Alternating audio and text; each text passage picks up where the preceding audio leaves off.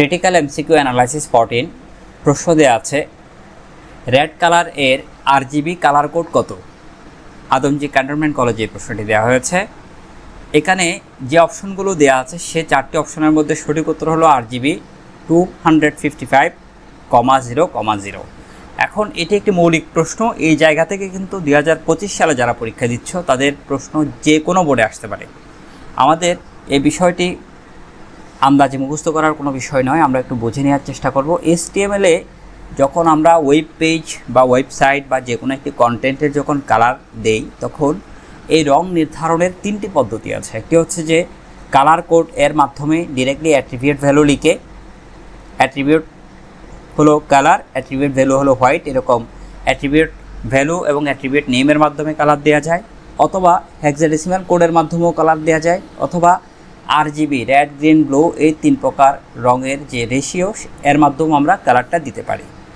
এখন তোমরা একটা সিকোয়েন্স যদি ভালো করে মনে রাখো তাহলে 5টি রঙের কালার কোড খুব সহজেই মনে রাখতে পারবে।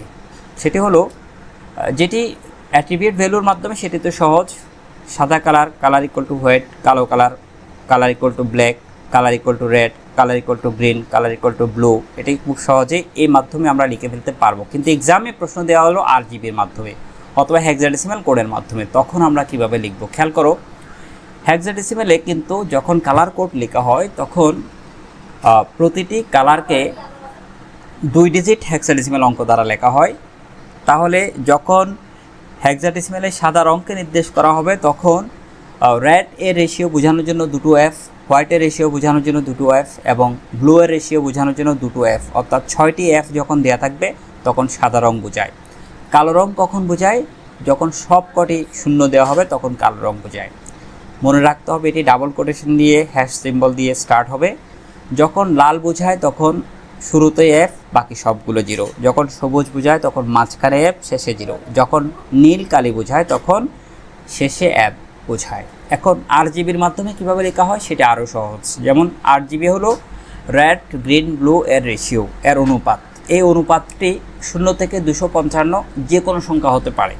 এখন সবগুলো কালারের যখন রেশিও 255 লিখব তখন হোয়াইট কালার বা সাদা কালার তৈরি হবে, অর্থাৎ রেডের ভ্যালু 255, ব্লু এর ভ্যালু 255, গ্রিনের ভ্যালু 255, তখন কিন্তু সাদা কালার তৈরি হবে। যখন কালো বোঝাবে তখন সবগুলো 0 বোঝাবে। লাল বোঝালে তখন 255 শুরুতে, বাকি গ্রিন এবং ব্লু এর রেশিও 0 0। আর যখন সবুজ বোঝায় তখন মাঝখানে 255 আর নীল বোঝালে শেষে 255। এই তো বোঝা গেল তাহলে কিভাবে কালার কোড লিখবো। এখন মনে রাখবে কিভাবে, দেখো দারুণ একটি মিল আছে। যেমন আমরা সাদা কালো বলি, কখনো কালো সাদা বলি না। তাহলে সাদা কালো দিয়ে একটা সিকোয়েন্স মনে রাখবো, এরপর লাল সবুজ দিয়ে একটা সিকোয়েন্স মনে রাখবো এবং সবশেষে এটা হলো নীল কালার। তো সাদা কালো, সাদা এবং কালো একদম কোয়াইট ডিফারেন্ট, একদম সম্পূর্ণ আলাদা। তাহলে সাদার যে কালার কোড সেটি হলো সবগুলো F, কালোর যে কালার কোড সেটি হলো সবগুলো 0। তবে এখানে 6টি মনে রাখবে। সাদার যে আরজিবির মাধ্যমে কোডিং সেখানে হলো রেডের রেশিও 255, সবগুলো 255, আর কালোটা হলো তিনটাই 0। এখন 3টা 0-র পরিবর্তে একটা 0 দিয়েও কিন্তু লেখা যেতে পারে, কোনো সমস্যা নেই। এরপর লাল কালার তখন হচ্ছে যে শুরুতে ডাবল F আর শুরুতে 255, বাকি সবগুলো এখানেও 0, এখানেও 0। যখন সবুজ বোঝায় তখন এই যে শুরুর ডাবল F সেটি মাঝখানে চলে আসলো, শুরুর যে 255 সেটি মাঝখানে চলে আসলো, আগে পিছে 0, এখানেও আগে পিছে 0।